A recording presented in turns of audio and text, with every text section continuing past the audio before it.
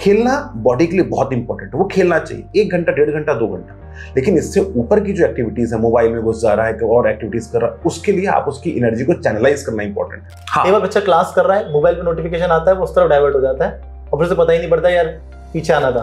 Parents ने already कुछ बच्चों को लैपटॉप्स दे रखे हैं या फिर उनके पास टैबलेट्स हैं, तो क्या उन्हें मोबाइल दिलाना चाहिए? सर, पेरेंट्स का एक बहुत कॉमन डाउट है कि वो अपने बच्चे को पढ़ाई में कितना इन्वॉल्व करें। एक 8th 9th का बच्चा है, वो खेलना भी चाह रहा है, उसको स्कूल भी मैनेज करना है और आगे के लिए अपने कैरियर के लिए भी पढ़ाई कुछ करनी है, तो अभी कितना इन्वॉल्वमेंट खेल में और पढ़ाई को बैलेंस करते हुए करे वो?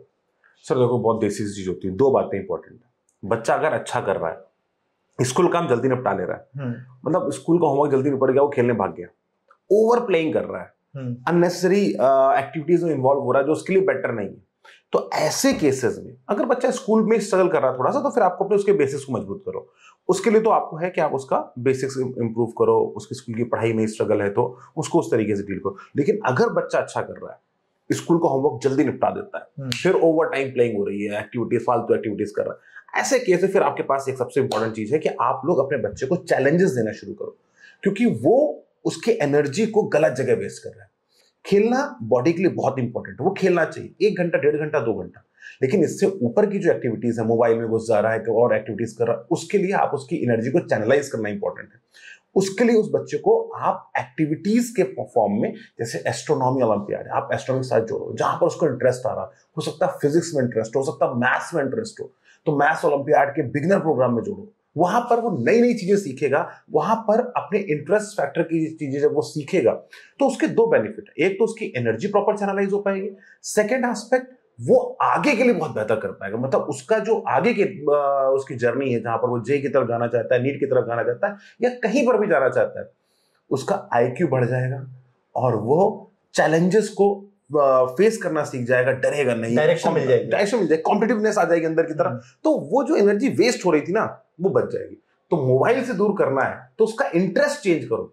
अब इंटरेस्ट मोबाइल में तो पहली चीज बहुत इंपॉर्टेंट है, अगर आप चाहते हो कि आपका बच्चा फालतू एक्टिविटीज से निकले तो उसके इंटरेस्ट को नई जगह डेवलप करो, और इंटरेस्ट डेवलप करने में समय लगता है, तो उस पर थोड़ी एनर्जी दीजिए।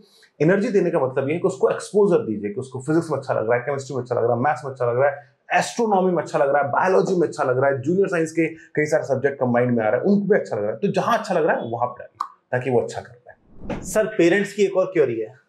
बहुत सारे पेरेंट्स पर अभी बच्चे प्रेशर डाल रहे हैं कि मेरे को एक पर्सनल मोबाइल दिला दीजिए, मेरे को क्लासेस करनी है।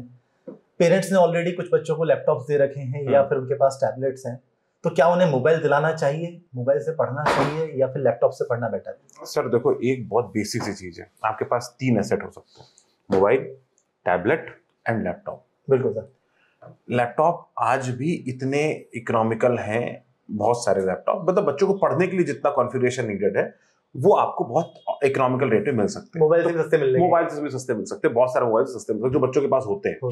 तो पहला रिकमेंडेशन मेरा होता है कि बच्चों को लैपटॉप दिलाइए।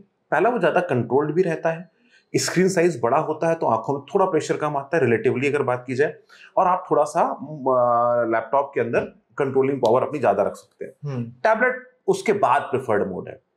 फिर आपको लगता है कि दोनों चीजें अफोर्ड नहीं हो पा रही, तो फिर थर्ड मोड पर आप मोबाइल पर आइए, थोड़ा दूर रख के थोड़ा कंट्रोल होकर काम करे बच्चा, ये ज्यादा इंपॉर्टेंट है।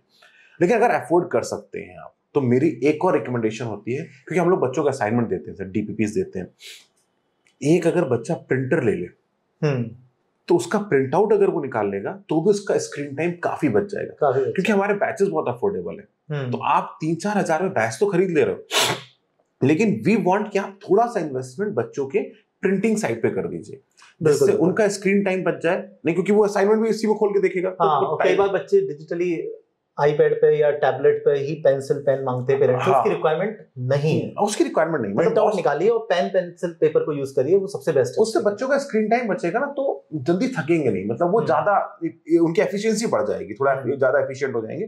कई बच्चे ऐसे हमने देखे, जब लोग पढ़ने आते हैं और टैब लेकर ही आते हैं, टैब पे ही पढ़ रहे होते हैं, फिर एफिशिएंसी कम हो जाती है क्योंकि बहुत ज्यादा देर तक काम नहीं कर पाते। एक और चीज मुझे लगता है कि लैपटॉप पे अगर पढ़ रहे हैं तो नोटिफिकेशन मिनिमम रहेंगे। एक बार बच्चा क्लास कर रहा है, मोबाइल पे नोटिफिकेशन आता है, वो उस तरफ डाइवर्ट हो जाता है और फिर से पता ही नहीं पड़ता यार पीछे आना था। सर ये बहुत इंपॉर्टेंट है। अब एक्चुअली क्या है ना कि आपने अगर लैपटॉप पे PW लाइव पे चल रहा है तो मामला ठीक है, बगल में YouTube भी खुल गया, बगल में कुछ और भी खुल गए, और यहाँ पे तो एप्स खुलते चले जाते हैं, तो एक से दूसरे ऐप पे चले जा रहा है, बहुत जल्दी डिस्ट्रैक्शन हो रहा है।